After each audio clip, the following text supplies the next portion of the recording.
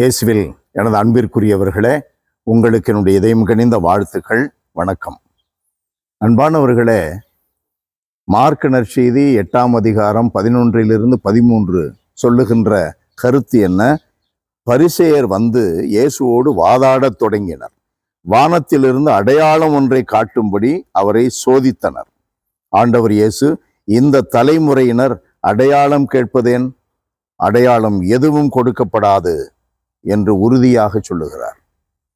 அன்பிற்குரியவர்களே, பரிசேயர்கள்தான் கன்னி கருதாங்குவாள் என்ற இறைவாக்கை சொன்னார்கள். இயேசு அவமானப்படுத்தப்படுவார், இழிவுபடுத்தப்படுவார், நம்முடைய தீச்செயல்கள் அவள் மேல் விழுந்து விட்டது என்றெல்லாம் பழைய ஏற்பாட்டை எசாயா புத்தகத்திலிருந்து எடுத்து சொல்லுவார்கள். அவர்கள்தான் யூத மதத்திலே கிறிஸ்துவை எதிர்பார்க்க கற்றுக் கொடுத்து கொண்டே இருந்தார்கள், எதிர்பார்த்து இருந்தார்கள். இப்பொழுது இயேசு வந்த பிறகு அவர் இந்த எங்கிருந்து வருகிறார், எப்படி வருகிறார், என்ன போதிக்கிறார், அவருக்கு ஏற்படுகின்ற துன்பங்கள் என்ன கண்டறிந்து கொள்ள வேண்டாமா? இயேசுவினுடைய செயல்பாடுகள், அவர் வரும்பொழுது, கிறிஸ்து வரும்பொழுது நோயாளர்கள் குணப்படுத்தப்படுவார்கள், இறந்தவர்கள் உயிர்ப்பிக்கப்படுவார்கள், நோயாளர்கள் குணப்படுத்தப்படுவார்கள், முடவர்கள் நடப்பார்கள், செவிடர் கேட்பார்கள், ஊமையர் பேசுவார்கள் என்றெல்லாம் சொல்லப்பட்டுள்ள அந்த இறைவாக்கை இப்பொழுது அவர்கள் திரும்பி பார்க்க வேண்டாமா? இயேசுவினுடைய காலத்தில் நடக்கிறதே. அன்பானவர்களே, இயேசுவை அவர்தான் எதிர்பார்க்கப்பட்டவர் என்று சொல்லுவதிலே அவர்கள் கண்டுபிடிக்கக்கூடிய அடையாளங்கள் நிறைய இருக்கின்றன. இன்னும் என்ன வேண்டும்? அடையாளங்கள் எங்களுக்கு வேண்டும் என்றால் இவர்கள் விரும்புகிறதின்படி அடையாளம். கடவுளை காண்பது நாம் விரும்புகிறதின்படி அல்ல, அவர் விரும்புகிறதின்படி.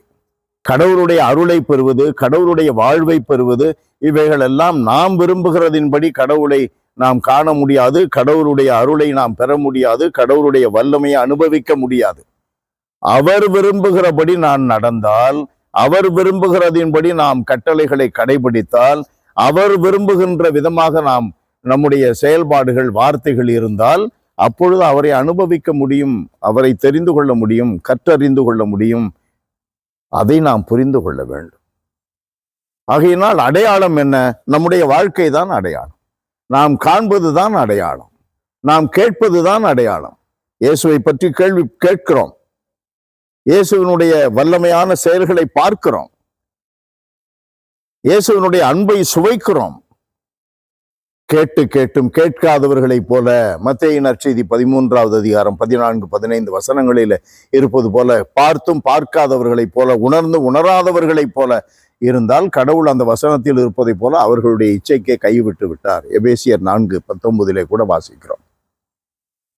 அன்பானவர்களே, நம்முடைய வாழ்வு எப்படிப்பட்டதோ அதை சார்ந்துதான் இயேசுவை அனுபவிக்க, அவருடைய பிரசன்னத்தை நாம் தெரிந்து கொள்ள, உணர முடியும் என்பதை நாம் இன்று உள்ளத்திலே எழுதி வைக்க வேண்டும்.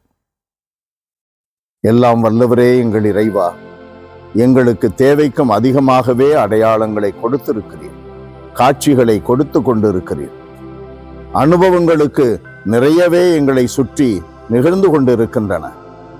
ஆண்டவரே, நாங்கள் பார்ப்பது, கேட்பது, அனுபவிப்பது இவைகள் வழியாக உம்முடைய தூய பிரசன்னத்தை உணர்ந்து சுவைக்க, வேறு சாதாரண தற்காலிகமான அடையாளங்களை சார்ந்து வாழாமல் உம்முடைய வார்த்தையை சார்ந்து வாழ, உம்முடைய இறைவாக்குகள் நிறைவேறுவதை கண்டு அனுபவிக்க எங்களுக்கு ஞானத்தை தந்தருளும்.